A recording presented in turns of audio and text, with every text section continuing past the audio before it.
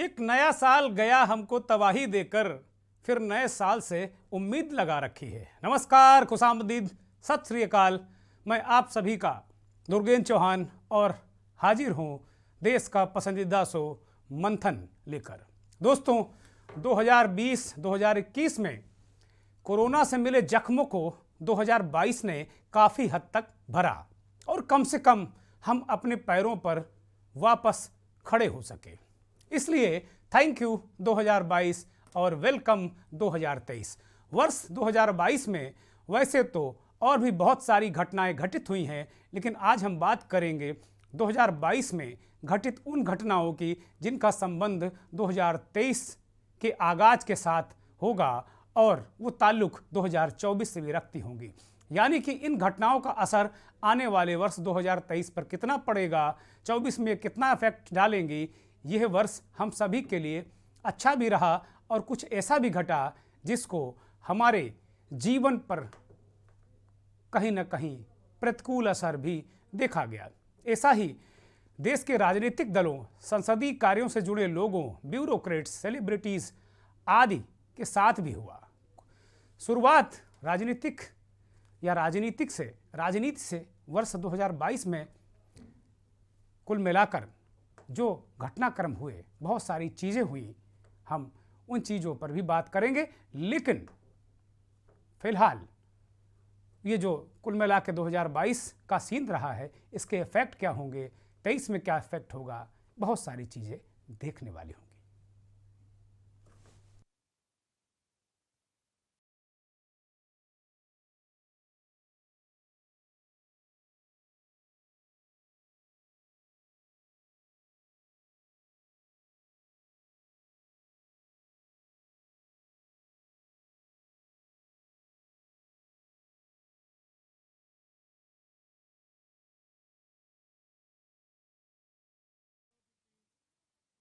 कुल मिलाकर शुरुआत राजनीति से करेंगे और राजनीति में क्या कुछ घटा, जो कुछ हम आपको बताने जा रहे हैं उस पर बहुत सारी हम लोगों ने पूरे साल मंथन चिंतन किया, लेकिन बात राजनीति की करें। राजनीति में बहुत सारे घटनाक्रम हुए, राजनीतिक दलों, संसदीय कार्यों से जुड़े लोगों, ब्यूरोक्रेट्स, ये सब तमाम हुई। लेकिन हम शुरुआत राजनीतिक घटनाक्रम से करेंगे और राजनीति में जो देखा गया वो वर्ष 2022 में 7 राज्यों के चुनाव हुए, तो 23 की शुरुआत में ही 9 राज्यों में विधानसभा चुनाव होने हैं। यानी कि आने वाला वर्ष ज़्यादा राजनीतिक घमासान वाला होगा, ये यूँ कहें ज़्यादा राजनीति से भरा होगा। और उसके बाद का वर्ष तो पूछिए ही नहीं। कुल मिलाकर राजनीति को देखा जाए तो बहरहाल जो 2022 की राजनीति बहुत धुआंधार रही। 7 राज्यों में जो चुनाव हुआ उसमें बीजेपी को धुआंधार सफलता मिली और उत्तर प्रदेश जो देश का सबसे बड़ा राज्य है, कई राज्यों के बराबर है,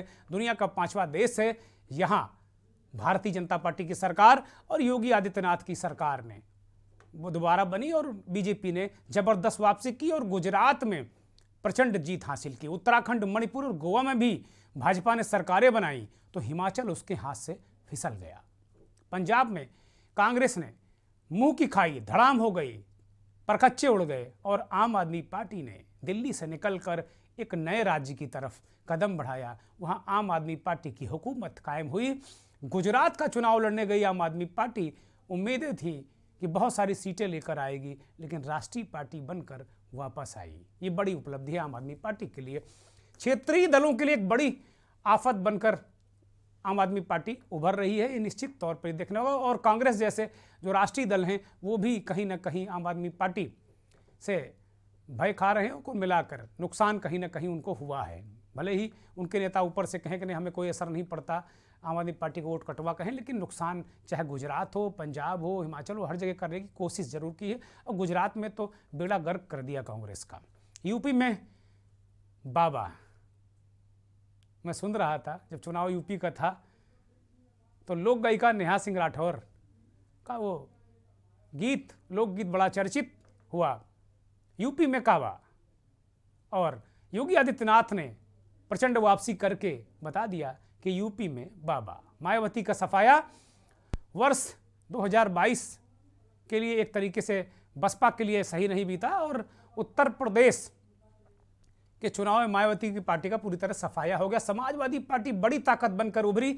पिछले बार 54 जो 2017 का चुनाव था उसमें 54 सीटें ही समाजवादी पार्टी को मिली थी, लेकिन इस बार अकेले समाजवादी पार्टी 111 सीटें लाई और उसका गठबंधन 125 सीटों के आसपास टिका जाके। तो कुल मिलाकर भले ही कुछ हुआ हो, लेकिन विपक्ष उत्तर प्रदेश की विधानसभा में मजबूत हुआ और कम से कम कुछ न कुछ सरकार को कम से कम इस बात का तो चिंता और फिक्र करनी ही चाहिए कि विपक्ष बहुत मजबूत है। और विधानसभा के जितने सत्र अब तक हुए उत्तर प्रदेश में, ये देखने को मिला कि किस तरीके से मजबूत राजनीति देखने को मिल रही है। अब अगर नजर डालते हैं प्रमुख राजनीतिक घटनाओं पर, तो राहुल गांधी की भारत जोड़ो यात्रा बहुत जबरदस्त तरीके से चल रही। भारत जोड़ो यात्रा, इसमें कहीं कोई संदेह नहीं है। तमाम आलोचनाओं, तमाम विवादों के बाद भी निरंतर भारत जोड़ो यात्रा चलती जा रही है। और मैं आज कहीं सुन रहा था पूर्व राज्यपाल सत्यपाल मलिक को, वो कह रहे हैं कि भाई दक्षिण में तो राहुल गांधी का बहुत ज़बरदस्त असर है और उत्तर में भी अगर 1-to-1 बीजेपी कांग्रेस हो गया तो बीजेपी मुश्किल में होगी, ऐसा सत्यपाल मलिक का कहना है। हालांकि वो आजकल बीजेपी से नाराज भी हैं। तो राहुल गांधी की यात्रा 351 लोकसभा सीटों पर फोकस कर रही है। इसकी जो यात्रा का मकसद है देश की 351 सीटों पर कि यहाँ सीधे सीधे लड़ाई बीजेपी कांग्रेस की या कांग्रेस के जो सहयोगी दल हैं वो कहीं ना कहीं बीजेपी से लड़े। एक अलग तरीके की व्यूह रचना करके इस यात्रा के रणनीतिकारों ने बनाया। और एक और राजनीतिक घटनाक्रम जो सबसे महत्वपूर्ण है कि महाराष्ट्र में बीजेपी ने शिवसेना को दो फाड़ कर दिया। बाला साहब ठाकरे की पार्टी टूट गई और एक नई शिवसेना बनवा दी, ये बन गई। बिहार में नीतीश ने फिर सियासी पलटी मारी और लालू प्रसाद यादव की पार्टी के साथ हो ली। अब कहा जा रहा है कि 2023 के शुरुआत में ही नीतीश कुमार मुख्यमंत्री की गद्दी छोड़कर राष्ट्रीय राजनीति की तरफ बढ़ेंगे और तेजस्वी यादव बिहार की कमान संभालेंगे, ऐसी चर्चा भी है। आज भी इस बात की चर्चा हो रही थी। और कुल मिलाकर बहुत सारी चीज़ें देखने को मिले। कुछ सुप्रीम कोर्ट और हाई कोर्ट के कुछ महत्वपूर्ण निर्णय भी निकल कर आए, वो बड़े महत्वपूर्ण रहे। और इन निर्णयों में वर्ष 2022 में सुप्रीम कोर्ट ने दो महत्वपूर्ण निर्णय दिए। पहले फैसले में 1991 में बने धर्मस्थल कानून को नज़रअंदाज करते हुए वाराणसी की ज्ञानवापी मस्जिद के सर्वेक्षण को मंजूरी दी गई, जबकि दूसरे फैसले में अगड़ी जातियों के गरीब तबके को सरकारी नौकरियों और उच्च शिक्षा संस्थानों में 10% आरक्षण देकर एक क्रांतिकारी फैसला आया। और निश्चित तौर पर इससे जो गरीब अगड़े हैं उनको कहीं ना कहीं एक सहारा मिलेगा और वो कम से कम अपने आप को बढ़ा पाएंगे। बहुत सारे लोगों ने आरक्षण पर सवाल उठाए, पिछड़े वर्ग के और अन्य पिछड़ा वर्ग के लोगों ने बहुत सारे सवाल उठाए और ये आरक्षण का फैसला 1993 में सुप्रीम कोर्ट की संविधान पीठ के फैसलों को पलटते हुए दिया गया, बड़ा महत्वपूर्ण रहा। इसके अलावा कुछ महत्वपूर्ण नियुक्तियां भी, बहुत महत्वपूर्ण चुनाव भी इस देश में हुए। राष्ट्रपति का चुनाव इसी साल 2022 में हुआ और देश को एक ऐसी महिला आदिवासी राष्ट्रपति मिली जिन्होंने कभी कल्पना नहीं की थी। सभासद से लेकर राष्ट्रपति, एक अति साधारण परिवार की आदिवासी महिला, तमाम संघर्षों के बाद, तमाम विकट संघर्ष, विकट गरीबी, इनके बाद वो देश की सर्वोच्च कुर्सी पर पहुंची। बात हम द्रौपदी मुर्मू जी की कर रहे हैं। इस समय वो भारत की राष्ट्रपति हैं। सुप्रीम कोर्ट ने भी इस साल 2 प्रधान न्यायाधीशों को सेवानिवृत्त होते हुए सुप्रीम कोर्ट में देखा गया और तीसरे को पदासीन होते हुए देखा गया। कहा जा रहा है कि चंद्रचूड़ साहब अगले जो इस मौजूदा सीजेआई हैं वो अगले 2 साल तक रहेंगे। बहुत सारी चर्चाएं उनको लेकर होती रहती है, लेकिन वो मुस्कुराकर कहते हैं कि हम अपने नाम से और नहीं अपने काम से हम जनता को सहूलियत पहुंचाने की कोशिश करेंगे, न्याय दिलाने की कोशिश करेंगे, न्याय देने की कोशिश करेंगे। लेकिन ये कहा जा रहा है कि चंद्रचूड़ मौजूदा सरकार की आंख को भा नहीं रहे हैं। वर्ष 2022 ने जाते जाते कम से कम हम ये कह सकते हैं कि अब चुनावों में मोरबी जैसे हादसों की कोई जगह बची नहीं है, क्योंकि जहां हादसा हुआ वहां भारतीय जनता पार्टी प्रचंड बहुमत के साथ में, प्रचंड वोटों के साथ में जीती मोरबी में। तो अब ऐसी हादसों के लिए राजनीति में अब जगह नहीं रही, ना ही कोई सेंटिमेंट होते हैं। विपक्षी दलों के भूल जाना चाहिए कि इस तरह के मुद्दे उन्हें उठाने की ज़रूरत नहीं है। पहले चुनाव में प्याज की कीमतें चुनाव पलट देती थी। ये पहले होता था कि प्याज की कीमतें, आलू प्याज की कीमतें चुनावों को पलट देती थी। अब ऐसा नहीं होता है। राजनीति का नया डायनेमिक्स हुआ है कि अब नेता महत्वपूर्ण है। नरेंद्र मोदी के चेहरे पर गुजरात आज भी फिदा है और प्रचंड बहुमत के साथ में भारतीय जनता पार्टी को वहां सत्ता सौंपी और इतिहास रचा। वोटों का इतिहास, ज्यादा अंतर से जीतने का इतिहास, सीटों का इतिहास। नरेंद्र मोदी ने कम से कम एक इतिहास रच दिया। वर्ष 22 में ऑपरेशन लोटस भी बहुत चर्चा में रहा और ये वर्ष ऑपरेशन लोटस के लिए याद किया जाएगा। और बहुत सारे राजनीतिक घटनाक्रम हुए और ताज़ा अभी एक 2-3 और घटनाक्रम नजर आए। बिहार में भारतीय जनता पार्टी को तगड़ा डेंट लगा है। वहाँ के जो प्रदेश उपाध्यक्ष हैं राजीव रंजन, उन्होंने पिछड़ों और दलितों की उपेक्षा भारतीय जनता पार्टी के जो बिहार का नेतृत्व है वहाँ के अध्यक्ष संजय जायसवाल पर लगाई और कहा कि पिछड़ों के नाम पर कुछ लोग मलाई काट रहे हैं, लेकिन पिछड़े अभी वहीं के वहीं हैं, दलित वहीं के वहीं हैं, उनकी हालत ठीक नहीं। और इसी बात पर उन्होंने इस्तीफा दे दिया। एक सरकारी कार्यक्रम बंगाल में था, वो भी आज चर्चा का विषय बना और इस साल की सुर्खियों में रहा। ममता बनर्जी से एक सरकारी कार्यक्रम में तेजस का लोकार्पण प्रधानमंत्री अहमदाबाद से कर रहे थे। अपनी मां के निधन के बाद वो कर्तव्य पथ पर चल पड़े थे उनके मां का अंतिम संस्कार करने के बाद। और जब मंच के आसपास से जय श्री राम के नारे लगे तो ममता बनर्जी ने मंच से दूरी बना ली। ये भी चर्चा इस बात को लेकर आज थी और बहुत सारे जो संचार माध्यम है, मुख्य धारा के मीडिया ने इस पर खूब चर्चाएं भी की और खूब बाकायदे डिबेटें भी बैठी, पंगत बैठी, पंचायत बैठी। और अंत में थोड़ी देर पहले मध्य प्रदेश के पूर्व मुख्यमंत्री और मध्य प्रदेश कांग्रेस के अध्यक्ष कमलनाथ ने एक नया सुर्रा छोड़ दिया। या यूं कहें कि हो सकता है कि ये सही बात हो, लेकिन अभी तो हम फिलहाल इसको सुर्रा ही कहेंगे। उन्होंने कहा कि 2022 तो अब बीत गया, 2024 के जो लोकसभा चुनाव होगा उसमें राहुल गांधी विपक्ष के प्रधानमंत्री चेहरे होंगे। ये बड़ी बात कही कमलनाथ ने। इस पर भी बहुत सारी हम बातें करेंगे, लेकिन शुरुआत इसी सवाल के साथ में कि क्या 23 की राजनीति की रफ्तार क्या होगी। और जैसा मैंने बताया कि बिहार में झटका, ममता बनर्जी की मंच से दूरी और अंत में कमलनाथ ने राहुल गांधी को 2024 का प्रधानमंत्री का चेहरा बता दिया। इनके सबके क्या मायने हैं। मेहमानों का एक शानदार पैनल आज हमने बनाया है। आज हमने किसी राजनीतिक दल के लोग के मेहमान को आज नहीं बुलाया है। आज सिर्फ उन लोगों को पूरे देश से बुलाया है जो तपे तपाए वर्षों के 30 साल, 32 साल, 35 साल, 20 साल इतना अनुभव रखने वाले बहुत ही वरिष्ठ पत्रकार हैं विभिन्न राज्यों के, और यूं कहें कि पके हुए पत्रकार हैं।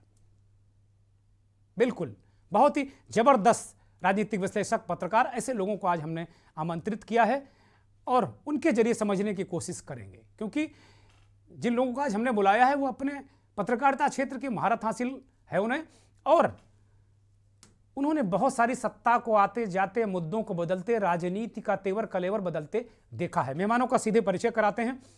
सुशील शर्मा जी हमारे साथ जुड़े हैं हिमाचल प्रदेश से, शिमला से पॉलिटिकल एनालिस्ट हैं, बहुत ही वरिष्ठ पत्रकार हैं, राजनीतिक विश्लेषक हैं। शर्मा जी बहुत स्वागत, बहुत अभिनंदन और बहुत आभार आपका। बिहार के जाने माने journalist, political analyst Om Prakash ask साहब हमारे साथ जुड़े हैं। साहब बहुत स्वागत, बहुत अभिनंदन, बहुत नमस्कार। निर्मित द्विवेदी साहब वरिष्ठ पत्रकार हैं, पॉलिटिकल एनालिस्ट हैं और लंबा अनुभव पत्रकारिता का रखते हैं, गुजरात से जुड़े हैं। बहुत स्वागत द्विवेदी जी, बहुत धन्यवाद, बहुत आभार आपका। और हमारे परम मित्र, देश के जाने माने पत्रकार, पॉलिटिकल एनालिस्ट बिलाल सब्जवारी साहब दिल्ली से जुड़े हैं। बिलाल भाई बहुत स्वागत, बहुत अभिनंदन और बहुत धन्यवाद आपका हमारे दर्शकों को वक्त देने के लिए। बहुत सारे घटनाक्रम, बहुत सारी राजनीति, बहुत सारी चीज़ें इस वर्ष हुई। पहला सवाल अस्क साहब से ही कि जो 22 है उसका रिफ्लेक्शन 23 और 24 में आप किस तरह देखते हैं ओम प्रकाश जी? जो 22 बीत गया, अब बस कल ही का वक्त है और मंथन में हम लोग अब नए साल में मिलेंगे।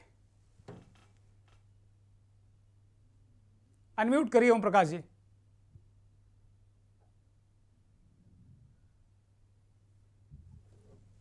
जी योगेश जी, आवाज आ रही है? हाँ, दर्शक सुन रहे हैं, आप बोलिए। हाँ, मुझसे ही चूक हुई थी। 2023 या 2024 सबसे बड़ा 2024 है और अभी तक की जो चीजें हैं और जिस ओर जा रही हैं उसमें दो ही कयास हैं। एक, विपक्ष की ओर से ये बार बार उम्मीद पाली जा रही है कि कोई करिश्मा होगा और नरेंद्र मोदी को गद्दी छोड़नी पड़ेगी। करिश्मा की ही उम्मीद किए हुए हैं, इसलिए कि अभी तक ऐसा कोई भी प्रयास सफल होता नहीं दिख रहा है जो विपक्ष की एकाका हो। जैसे 1977 में हुआ कि कांग्रेस इंदिरा गांधी को अगर हटाना था तो सारे दलों की एक गठबंधन बना, जिसको जनता दल के नाम से, जनता पार्टी के नाम से हम लोग जानते हैं जी।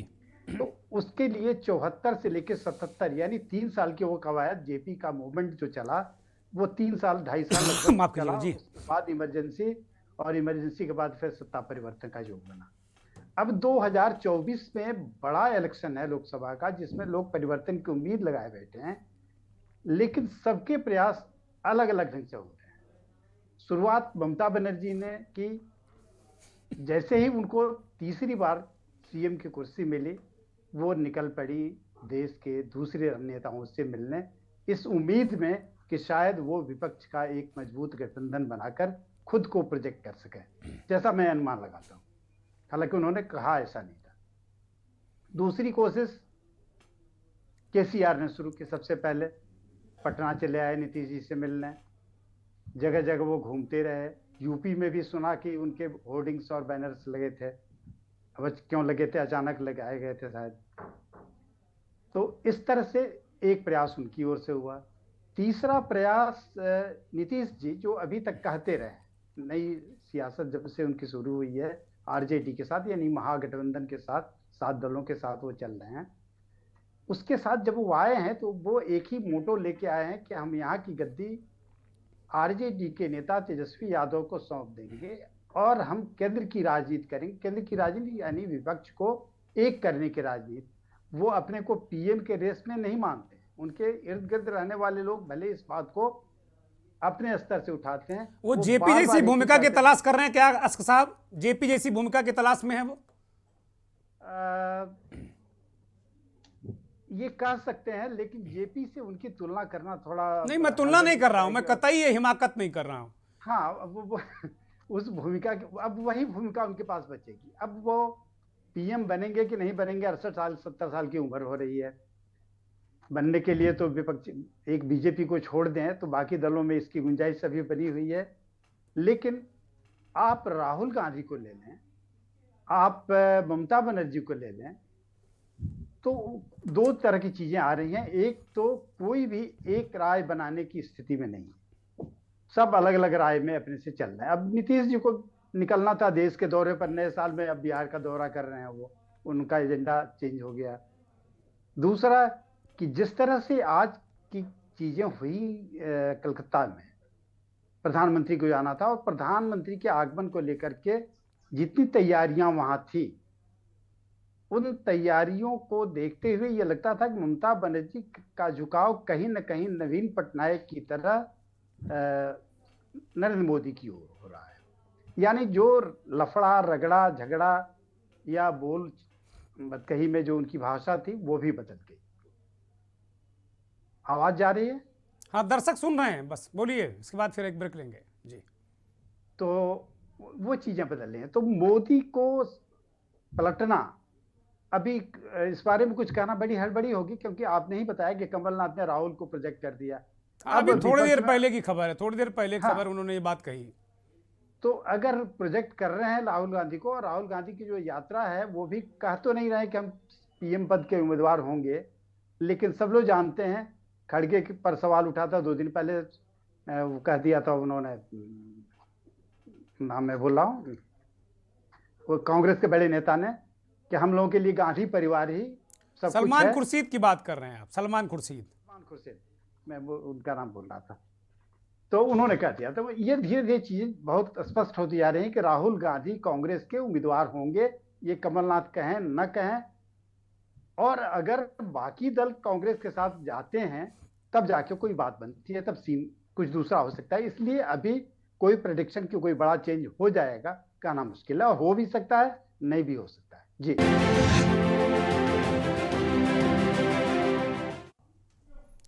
चर्चा सिर्फ राजनीति की नहीं, चर्चा हम उन सामाजिक मुद्दों की बात करेंगे जैसे उत्तर प्रदेश हाई कोर्ट के एक फैसले ने उत्तर प्रदेश में और देश में ओबीसी आरक्षण को लेकर एक नई बहस छेड़ दी। इस पर भी बात करेंगे।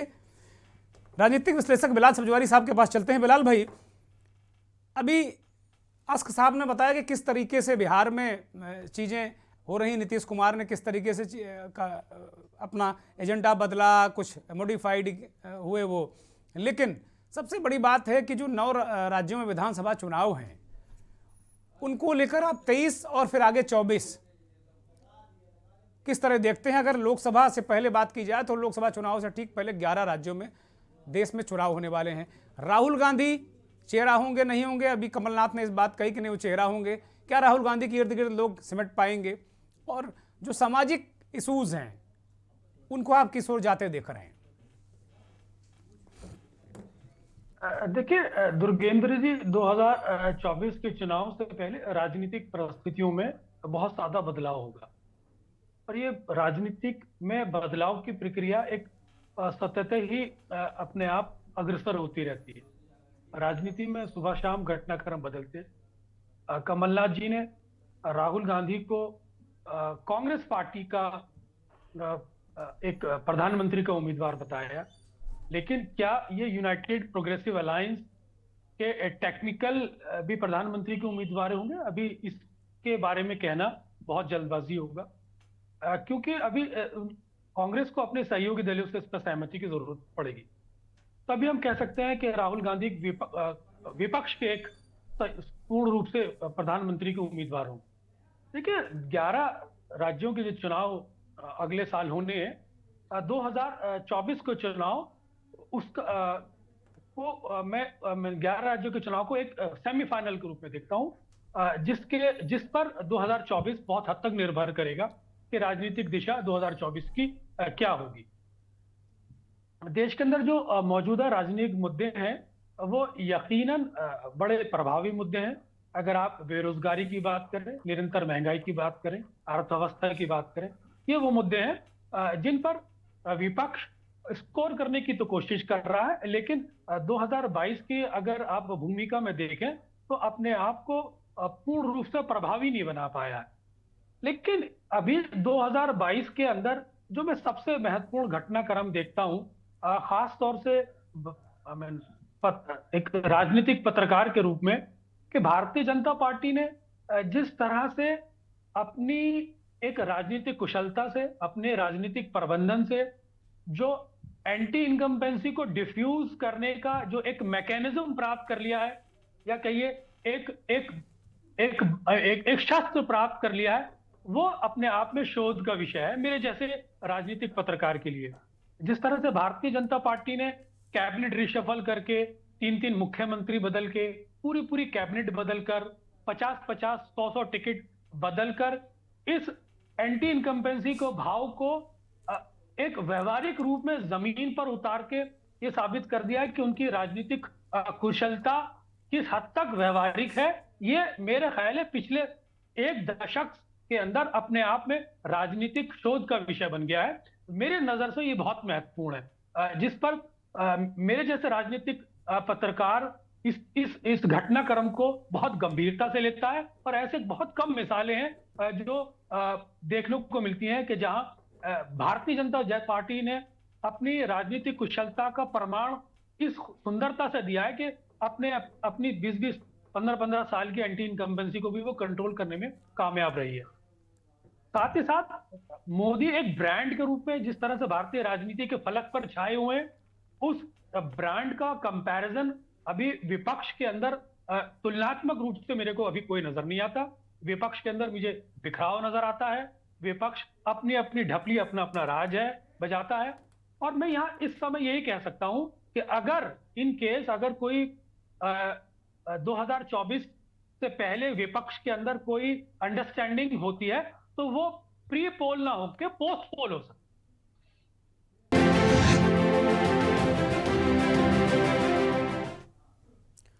आम लोगों के सामने जब चर्चा होती है कि भाई मोदी नहीं तो फिर कौन, तो लोग घूम फिर कर आ जाते हैं कि कोई विकल्प नहीं है, करें क्या। भले ही बेरोजगारी से पीड़ित, महंगाई से पीड़ित, बहुत सारी बातें वो करते हैं, लेकिन विकल्प क्या है। यही बात अभी बिलाल सब्जवारी साहब ने कही कि मोदी के सामने विपक्ष में उनका मुकाबला करने के लिए कोई चेहरा भी उनको दिख नहीं रहा है, तलाश इस चेहरे की है। ब्रांड मोदी इतना विशाल रूप ले चुका है। गुजरात से हमारे साथ पॉलिटिकल एनालिस्ट निर्मित द्विवेदी जी जुड़े हैं। निर्मित भाई, ये जो अभी बिलाल भाई ने कहा कि ब्रांड मोदी के मुकाबले कोई ऐसा कोई चेहरा नहीं विपक्ष के पास, यही बात, यही परसेप्शन तो जनता में भी है। जनता भी कहती कि भाई ठीक है, हम बहुत नाराज़ हैं भारतीय जनता पार्टी से, लेकिन ब्रांड मोदी। और दूसरी बात बड़ी महत्वपूर्ण कही कि एक नई परिभाषा, एक नया मैकेनिज्म, एक रिसर्च का विषय दे दिया है कि सरकारों 27 साल की सरकारें रिपीट हो रही, और रिपीट नहीं हो रही, आगे पीछे के सारे रिकॉर्ड तोड़ रही हैं। निर्मित जी, देखिए, आज शुरुआत तो मैं यहाँ से करूँगा। आज दुखद घटना, दो घटना हो गई। एक, प्रधानमंत्री जी के मौसी देवलोक चले गए, और दूसरा अपने क्रिकेटर टाइगर को कहते थे ऋषभ पंत, उनके 5 बजे बहुत बड़ी एक्सीडेंट और घायल भी हो गए। श्रद्धांजलि मैं देता हूँ प्रधानमंत्री मोदी जी की माता जी का देहांत होने पर। दूसरी बात, आने वाला साल, यहाँ पैनलिस्ट बैठे हैं, आपका और सब दर्शकों, आने वाला साल बहुत खुशी भरा रहे। देखिए, बात ऐसी है कि कहा जाए तो 2023 में केंद्र सरकार की काफी सारी चुनौतियां हैं, जिसमें उन्होंने पिछली बार जब सत्ता में आए तब उन्होंने एक मैनिफेस्टो किया था, वो मैनिफेस्टो क्लियर करना पड़ेगा। दूसरी बात मैं बताऊं, मोदी जी का जादू चल रहा है, उसमें दो राय कोई नहीं है, लेकिन 2023 और 2024 इसके अंदर उनको काफी सारा काम करना पड़ेगा। रही बात विपक्ष के नेता की, तो फिलहाल मेरे सामने ऐसा कोई मुझे नहीं लगता है कोई विपक्ष में प्रधानमंत्री का कैंडिडेट और हो सकता है। अभी जो कमलनाथ जी ने बता दिया था कि भाई राहुल जी प्रधानमंत्री के कैंडिडेट होंगे, ये अभी बोलना नहीं था। पहले तो ये यात्रा खत्म करनी थी, उसके बाद उनको विपक्ष का पूरा बहुत बड़ा जिम्मेदारी निभानी थी विपक्ष की, और 2023 के अंत में या 2024 के शुरू में बताना था। अभी से बता के उन्होंने ये गलती कर दी, ये मेरा मानना है। 2024 में फिर से मेरी राय, मेरा मानना है 2024 में कोई विपक्ष का ऐसा कोई गठजोड़ नहीं है, इसलिए कोई भी दूसरी पार्टी का प्रधानमंत्री नहीं बनेगा, ये मेरा मानना है। और लोकप्रियता तो आप सभी लोग जानते हैं कि मोदी जी का लोकप्रियता पूरे देश में है। ममता जी भी अब उनके सामने आ रही है, अच्छी तरह पेश हो रही है। अब देखे पिछले कितने कार्यक्रमों में विरोध इतना सारा भी नहीं कर पाई रही है कि जो करना चाहिए। तो आप समझ रहे हैं कि अभी केवल जय श्री राम से भड़क जाती हैं, बाकी तो सब ठीक बैलेंस हो चुका है, लेकिन जय श्री राम से भड़क जा रही हैं वो। अब वो पॉलिटिकल कारण भी है, वहाँ के बहुत सारा वोट उनको अकलियत का मिलता है वहाँ पे। आवाज नहीं आ रही आपकी। मैंने कहा ममता जी केवल जय श्री राम से भड़क जाती हैं, बाकी तो सब ठीक है, पैच कर लिया उन्होंने, पैचअप हो गया। नहीं, आवाज नहीं आ रही है। कोई बात नहीं, आवाज़ ठीक की जाए। निर्मित भाई की हिमाचल प्रदेश के बहुत ही वरिष्ठ पत्रकार, पॉलिटिकल एनालिस्ट सुशील शर्मा जी भी जुड़े लगातार हमारे साथ। शर्मा जी, अभी आपने 3 पैनलिस्टों को सुना, ये परसेप्शन देश में बनता है, बनाया जाता है, ये है कि कहा जाता है कि कोई विकल्प नहीं है, तमाम मुद्दे, तमाम चीज़ें होती हैं, लेकिन मुद्दे वो एक तरीके से उतने कारगर या इतने हो नहीं पाते हैं। क्या आप, किस तरह आप देख रहे हैं 23 और उसके आगे के 24 को? 23 और लोकसभा के 24 के चुनाव से पहले जो 11 राज्यों के, 10 राज्यों के और एक उसमें से हो सकता है जम्मू कश्मीर भी हो जी, ये देखना बहुत ज़रूरी है कि जिस तरह से हिमाचल में भाजपा ने एक केंद्र की सरकार होते हुए एक राज्य की सरकार में एक यूनिफॉर्म सिविल कोड की बात कही थी, उस मुद्दे को लेकर और उन मुद्दों को लेकर किस तरह से वो आगे आती है और किस तरह से लोगों को रिझा पाती है। दो तीन मुद्दे बहुत हैं, जिस तरह से आपने इंट्रोडक्शन में कहा था कि प्याज के मूल्यों से सत्ताएं पलट जाती थी, लेकिन आज अगर प्याज नहीं है तो महंगाई तो है। महंगाई से भी सत्ताएं पलटती हैं, क्योंकि इकोनॉमिक डिस्पैरिटी जो बढ़ती जा रही है।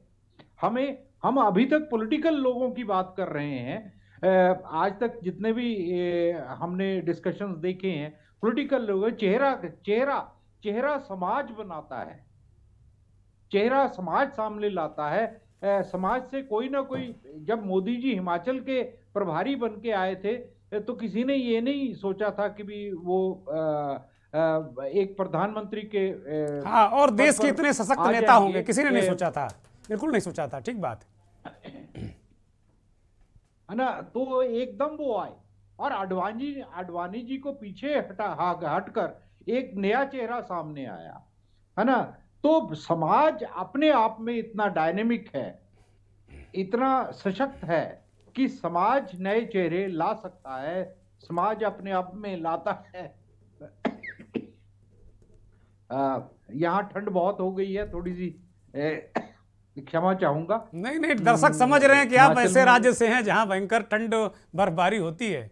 दर्शक हमारे समझ रहे हैं, बिल्कुल आप इजी रहिए, कोई दिक्कत नहीं। हाँ, तो ये है समाज में इन विकृतियों को लेकर एक मैकेनिज्म समाज अपने आप में बनाता है। अगर हम समाज को ढंग से समझें, हम पॉलिटिकल नजरिए से नहीं देखें, हम आर्थिक और सामाजिक नजरिए से अगर देखें, तो समाज के पास हर विषमता का, हर विकृति का जवाब है, और वो समय रहते बड़े आसानी से और विदाउट एनी ब्लडशेड, वो किसी भी खून खराबे के बगैर बदलाव लाती है और लाती रही है। जब नेहरू जी थे तो नेहरू के बाद कौन, ये सवाल उठता था। जब इंदिरा गांधी थी तो इंदिरा गांधी के बाद कौन, वाजपेयी जी थे, वाजपेयी जी के बाद कौन।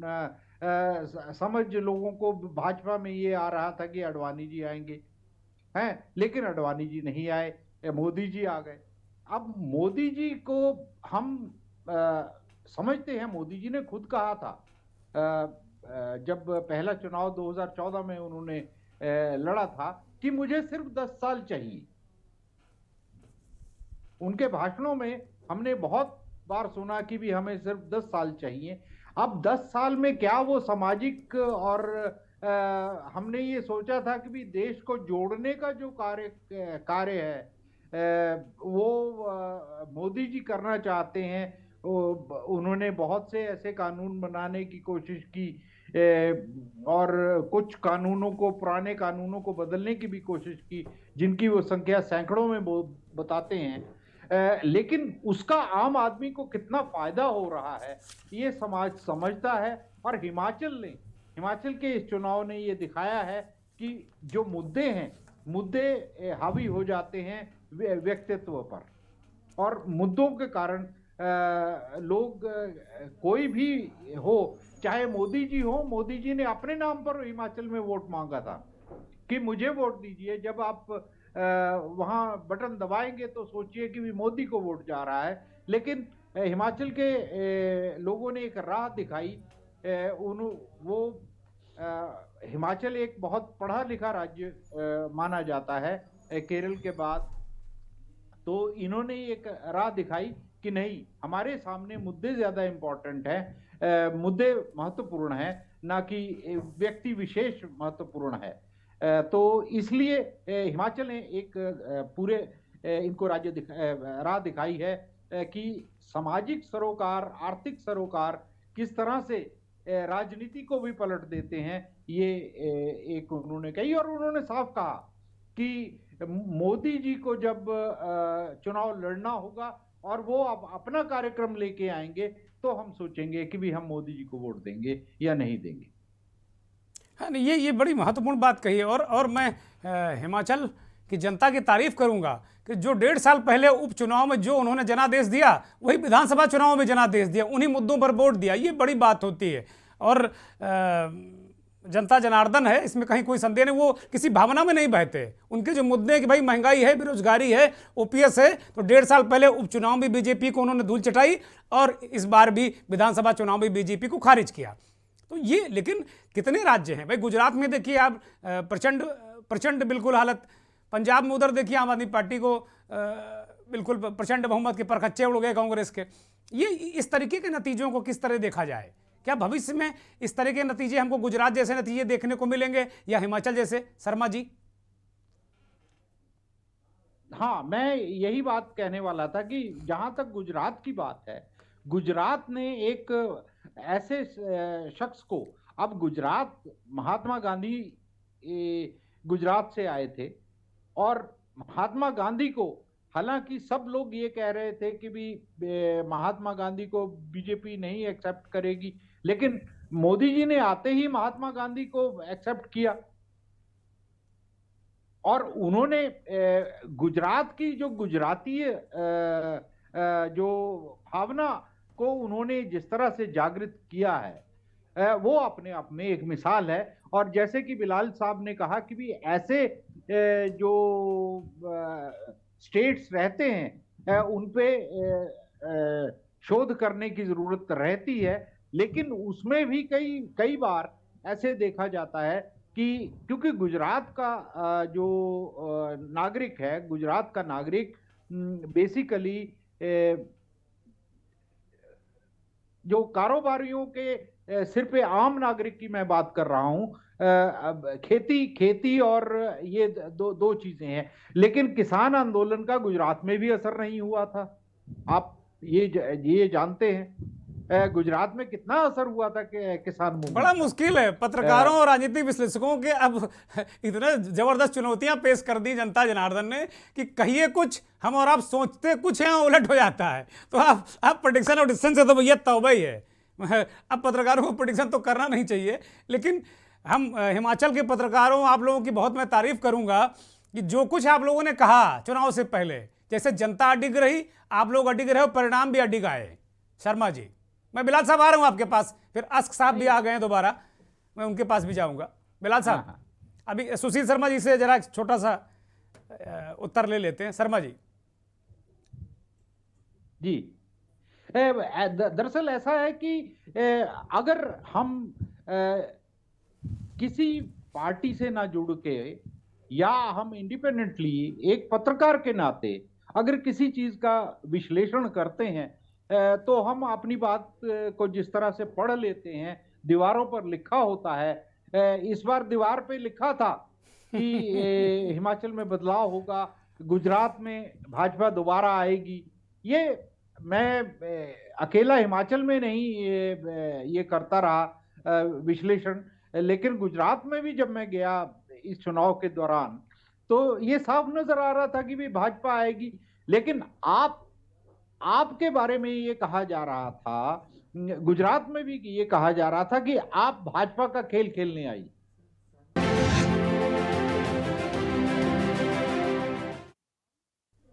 मंथन में गुजरात के वरिष्ठ पत्रकार, राजनीतिक विश्लेषक निर्मित द्विवेदी जी ने एक बड़ा महत्वपूर्ण मुद्दा छेड़ दिया। वो कह रहे हैं कि भाई ठीक है, नरेंद्र मोदी सबसे बड़ा चेहरा, बड़ा ब्रांड, कोई मुकाबला नहीं, ये बात सारी ठीक बात है, लेकिन जो उन्होंने वादे किए, जो मैनिफेस्टो है, जो घोषणा पत्र है, वो कहाँ कितना पूरा हुआ? ये जो 23 है, ये बहुत काम करने के लिए होगा और बड़ी चुनौतियां होंगी नरेंद्र मोदी के पास निश्चित तौर पर। और सुशील शर्मा जो हिमाचल प्रदेश के बहुत ही वरिष्ठ पत्रकार हैं, कई राज्यों में घूमते रहते हैं, देश भर में घूमते रहते हैं, तमाम जहाँ चुनाव होते हैं शर्मा जी वहाँ जरूर जाते हैं, चीज़ों को देखते हैं। वो कह रहे हैं कि भाई 10 साल नरेंद्र मोदी ने मांगे थे, 10 साल हो रहे हैं, क्या बदला देश? ये पूछना पड़ेगा, जनता पूछेगी। बिलाल साहब।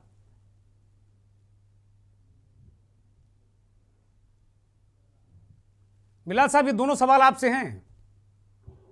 देखिए दुर्गेंद्र जी, देखिए मैं ये कहना चाहूंगा, थोड़ा सा मैं अपनी बात को कहने में थोड़ा समय लूंगा और मैं आपसे कोशिश करूंगा कि आप मुझे उसके लिए नहीं, मैं पूरा समय दे, मैं समय दूंगा, निवेदन करूंगा, जरूर समय दूंगा मैं जी। देखिए हमें ये नहीं भूलना चाहिए कि भारतीय, मेरी सहमति और असहमति अपनी अपनी अपनी जगह, लेकिन एक राजनीतिक पत्रकार के रूप में हमें ये नहीं भूलना चाहिए है कि प्रधानमंत्री नरेंद्र मोदी ने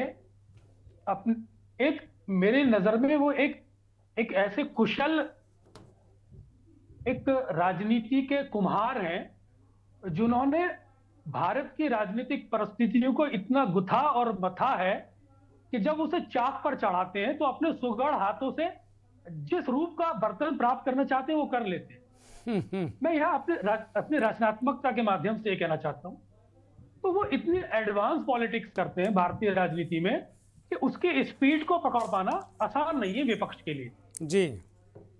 जिस तरह से भारतीय जनता पार्टी ने देश के अंदर 50% स्कोर किया, कहीं वो 51% स्कोर कर रहे हैं, कहीं वो 49% स्कोर कर रहे हैं, और जिस तरह से भारतीय राजनीति के सभी कॉन्स्टिट्यूएंसी को वो एड्रेस करते हैं, और चुनाव के समय जब उसे निखारने की समय आता है तो उसे समग्रता के साथ निखारते हैं और जिस रिजल्ट को प्राप्त करना चाहते हैं वो कर लेते हैं जी। तो इस परिप्रेक्ष्य में मैं ये कहना चाहता हूं कि नरेंद्र मोदी जी भारतीय राजनीति के एक ऐसे सुघड़ कुम्हार हैं जिनका अभी तक मुझे कोई सब्स्टिट्यूट नजर नहीं आता।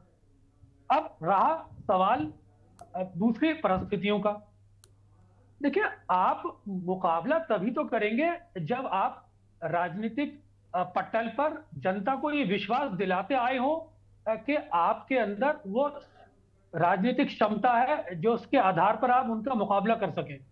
अभी तक जितने भी पॉलिटिकल प्रयोग हुए या जितने भी चुनाव हुए, अपवाद छोड़ दें तो ऐसा कोई चुनाव नहीं है जहां पर भारतीय जनता पार्टी ने अपने गुलदस्ते में फूलों का इजाफा ना किया हो या अपनी परफॉर्मेंस को सुधारा ना हो। और जिस पार्टी से हम सबसे ज्यादा एक विपक्ष के रूप में उम्मीद करते थे, कांग्रेस पार्टी से, वो या तो अपने आंतरिक मसलों में उलझ के रह गई या फिर सेल्फ गोल में उलझ के रह गई, या ये कहिए वो अपने इंटरनल कॉन्ट्रडिक्शंस में इतनी उलझ गई कि उसका परफॉर्मेंस इतना डिम हो गया कि अब नई बॉल से खेलने की जरूरत है। उनकी पॉलिश इतनी ज्यादा उतर चुकी है और उनका जो मेन बैट्समैन है वो पुरानी बॉल से भी अपनी बॉल को स्विंग नहीं करा पा रहा। तो मुझे बहुत मुश्किल लगता है इन परिस्थितियों में। रहा सवाल विपक्ष की एकजुटता का, तो इस एकजुटता को प्राप्त करना इतना आसान नहीं है। मोदी जिस पॉलिटिकल स्टाइल में पॉलिटिक्स करते हैं, ठीक बात है, जो चीजें उनके पास मौजूद है उसमें इसकी संभावना मुझे बहुत कम नजर आती है, माफी के साथ। ठीक बात है। ओम प्रकाश अस्क साहब के पास जाएंगे। अस्क साहब, एक और मुद्दा बड़ा, राजनीति में तो बहुत सारी बातें हो गई, लेकिन इस साल 22 में देखा गया कि न्यायपालिका और कार्यपालिका या विधायिका, इसको लेकर बड़ा रहा बहुत ज़्यादा। मतलब अभी हमने पहली बार सुना कि कोई कानून मंत्री जजों को कह रहा है भाई जब आप जजी का काम करिए, चुपचाप बैठिए, आप खामखा टांग मत लड़ाइए। इस तरीके की बातें आई, इसको किस तरीके से देखते हैं? भाई मैंने तो नहीं सुना किसी कानून मंत्री को एक तरीके जजों को एक तरीके से चेतावनी देते हुए। किरण रिजिजू ने दिया है, ये काम किया उन्होंने। देखिए ये कंट्राडिक्शंस तो हैं, और ये कंट्राडिक्शंस कोर्ट को लेके, खास करके न्यायपालिका को लेके पूरे देश में है, आम आदमी में भी है। ये तो मंत्री ने कहा, कई बार चीजें आती हैं, लेकिन चूंकि बार बार हम लोग जैसा जानते हैं कि कोर्ट के बारे में कभी कोई टिप्पणी नहीं करनी चाहिए, आम आदमी नहीं कर पाता। लेकिन जो कानून मंत्री ने कहा कि कोर्ट को ऐसा नहीं करना चाहिए, इससे बचना चाहिए, तो इस तरह की चीजें होती रही और होती रहेंगी, क्योंकि कोर्ट के बारे में सबकी धारणा सब लोग जानते हैं कि कैसी है, लेकिन हम लोग कह नहीं सकते हैं, आम आदमी कह नहीं सकता है। जो अथॉरिटी है, कानून मंत्री हैं तो कानून नहीं। ओम प्रकाश जी, धारणा कुछ भी हो लेकिन राहत तो वहीं से मिलती है ना। ये लोग तो ये तो नहीं देते हैं, ये तो जब कुचलते हैं तो हम कोर्ट के पास ही जाते हैं त्राही त्राही करते हुए, राहत कोर्ट से ही मिलती है। बिल्कुल। अभी बिहार के कई फैसले आजकल सोशल मीडिया पर हैं कि भाई जाके बुलडोजर से मकान तोड़ दिया, जाके बिहार में भी बुलडोजर, जज साहब ने जब फटकारा, लताड़ा, उसके बाद आप देखिए तभी राहत मिलती। तो आम आदमी का अंतिम जो उम्मीद की लौ है वो सरकार नहीं है, वो कोर्ट ही अंतिम लौ है। सरकार नहीं है, लेकिन कोर्ट पर आम आदमी का भरोसा भी कम होता है, क्योंकि आम आदमी के मामले वर्षों तक जो खींच जाते हैं और राजनीतिक मामले या राजनेताओं के मामले का निपटारा जल्दी हो जाता है, सरकारों का मामला जल्दी निपट जाता है। इसलिए आम आदमी को ये गुस्सा आता है बार बार कोर्ट के बारे में, और जो राजनीति में है अगर उनके पलट फैसला आता है तो वो उनके नजर में कोर्ट दोषी है। तो दोनों के अपने अपने हित हैं, जिनका हित नहीं सकता है वो ऐसी टिप्पणियां करते हैं। जी, एक अंतिम सवाल मंथन का और फाइनल कमेंट भी है। निर्मित द्विवेदी के पास जाएंगे। निर्मित जी, कुल मिलाकर जो स्थितियां परिस्थितियां आप किस तरीके से देख रहे हैं? गुजरात में आप हैं और गुजरात में अभी एक तरीके से बिलाल साहब ने कहा कि वो बहुत एक नई प्रयोगशाला के तौर पर गुजरात हमेशा से रहा बीजेपी के लिए, और इस बार तो अद्भुत प्रयोग करके दिखा दिया, पूरे देश को बता दिया कि भाई राजनीति ऐसे भी की जा सकती है। नहीं, मैं बिलाल साहब से एक बात से सहमत हूँ कि अभी जो चुनाव 2022 का गुजरात विधानसभा का गया, उनकी तैयारियां तो उन्होंने 3 साल पहले ही कर दी थी। लोकसभा की अभी जो आने वाले 2024 में है, उनकी तैयारियां भी उन्होंने 2022 यानी 21 से शुरू कर दी थी। यानी 2024 में ये अलग तरीके की राजनीति करते हैं, वो जीतने के लिए करते हैं और जनता के बीच रहकर करते हैं। इसीलिए बार बार लोगों के मन में मोदी जी रहते हैं, भारतीय जनता पार्टी रहती है। इसीलिए भारतीय जनता पार्टी काम करती है और काम करने के बाद आप देखो पेज प्रमुख से लेके उनका जो संगठन है पूरा, वो इतना काम करता है जिस वजह से भारतीय जनता पार्टी और मोदी जी की लोकप्रियता बढ़ती है। अच्छा, एक और संक्षिप्त छोटा सा सवाल है आपसे कि क्या यूनिफॉर्म सिविल कोड, क्या ये 2024 में ये एक इफेक्टिव मुद्दा बनाने की कोशिश करेगी बीजेपी? ऐसा लग रहा है बिल्कुल मुद्दा रहेगा। और जो 23 में विधानसभा के चुनाव हैं, क्या वहां भी देखने को मिलेगा? बिल्कुल मिलेगा, बिल्कुल। ये 9 राज्यों में चुनाव है, वहां पे भी देखने मिलेगा।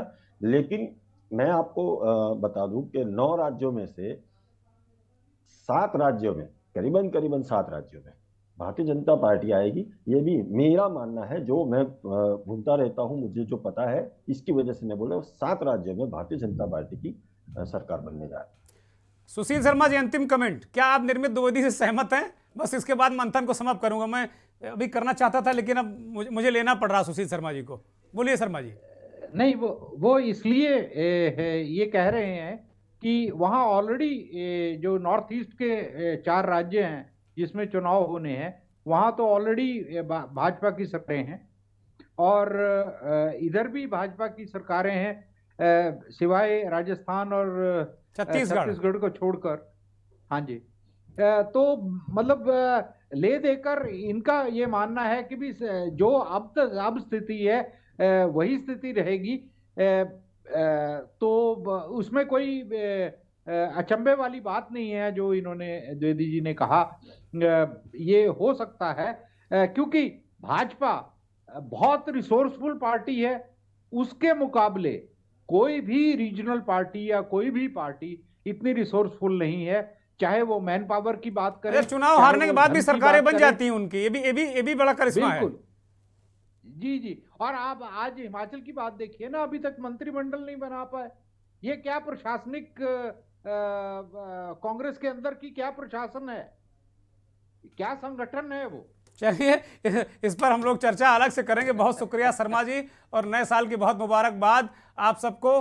अस्क साहब, आपको भी बहुत मुबारकबाद। द्विवेदी जी, बिलाल भाई, बहुत बहुत मुबारकबाद आप सभी को, और बहुत बहुत शुभकामनाएं नए साल की तमाम हमारे दर्शकों को जो के न्यूज़ को देखते हैं और हमारे खास कार्यक्रम मंथन को देखते हैं। अब एक ऐसी खबर जो आज सुबह जिसने हम सबको आहत किया, प्रधानमंत्री नरेंद्र मोदी की माताजी हीराबा अपने अंतिम सफ़र पर चली गई। 100 साल की उम्र में उनका अहमदाबाद में निधन हो गया। प्रधानमंत्री, तमाम यादें प्रधानमंत्री की उनके साथ थी, जाहिर सी बात है माँ, और प्रधानमंत्री वहाँ गए, कंधा दिया, पुत्र का धर्म निभाया, बहुत सारे अंतिम संस्कार में शामिल हुए, चूँकि एक पुत्र का धर्म है और माँ से उनका विशेष लगाव भी था। उन्होंने माँ को अंतिम विदाई भी दी और फिर कर्तव्य पथ पर निकल पड़े। के न्यूज़ के तमाम दर्शकों की ओर से, के न्यूज़ परिवार की ओर से हीरा बा को बहुत बहुत श्रद्धांजलि, बहुत बहुत नमन। ऐसी माँ जिन्होंने ऐसा बेटा पैदा किया जिसने पूरी दुनिया में भारत का नाम रोशन किया, और तमाम उन लोगों के सपने वो खुद उनका बेटा जीता है, उन्हें पूरा करने की कोशिश करता है। हीरा बा धन्य हो गई, धन्य होकर इस दुनिया से गई। मेरी बहुत बहुत श्रद्धांजलि, अंतिम प्रणाम।